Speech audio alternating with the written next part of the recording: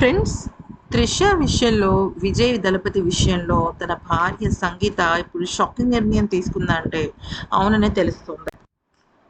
అయితే నిజానికి ఇక్కడ విజయ్ భార్య సంగీత గారి బాధలో ఒక అర్థం ఉంది.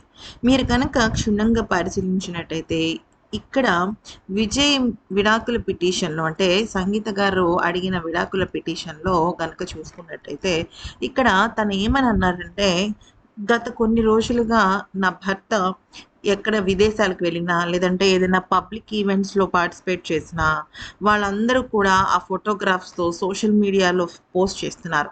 అది నాకు, నా పిల్లలకి, సొసైటీలో చాలా అంటే చాలా ఇన్సల్టెడ్‌గా, ఒక రకంగా చెప్పాలంటే మానసిక వేదనకి గురిచేస్తుంది. ఎవ్వరూ ఖండించటం లేదు. దాని మీద పోస్టులు పెట్టొద్దు అంటూ అబ్జెక్ట్ చేయటం లేదు. వాళ్ళ పని వాళ్ళు చేసుకుంటున్నారు. దానివల్ల మేము ఎంతలా బాధపడుతున్నామో ఎవరికీ అర్థం కావటం లేదు. ఇది నిజంగా చాలా అంటే చాలా బాధగా అనిపిస్తుంది. ఇది ఎవరు కనిపెట్టడం లేదు అంటూ ఆవిడ పిటిషన్‌లో దాఖలు చేశారు.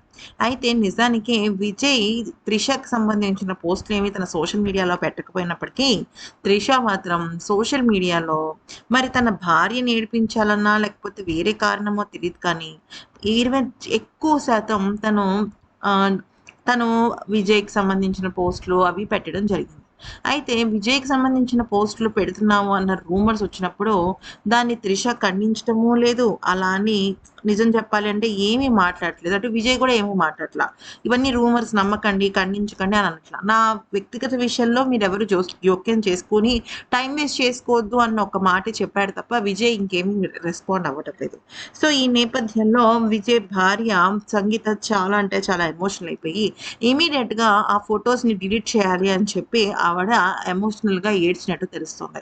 ఈవెన్ కోర్ట్ వాళ్ళు కూడా మేబీ వీటికి సంబంధించి ఒక విషయం ఏదైనా చెప్పొచ్చు. ఎందుకంటే ఆవిడ లీగల్‌గా కోర్ట్ పరంగా పిటిషన్ వేశారు కాబట్టి, ఆవిడ ఈ పాయింట్ మీద చాలా మనస్తాపానికి గురవుతున్నారు కాబట్టి, మేబీ అలాంటిదేదో కూడా జరిగి ఉండొచ్చు. మరి ఈ వీడియో గనుక నచ్చినట్లయితే లైక్ చేసి సబ్స్క్రైబ్ చేసుకోండి. Thank you for watching.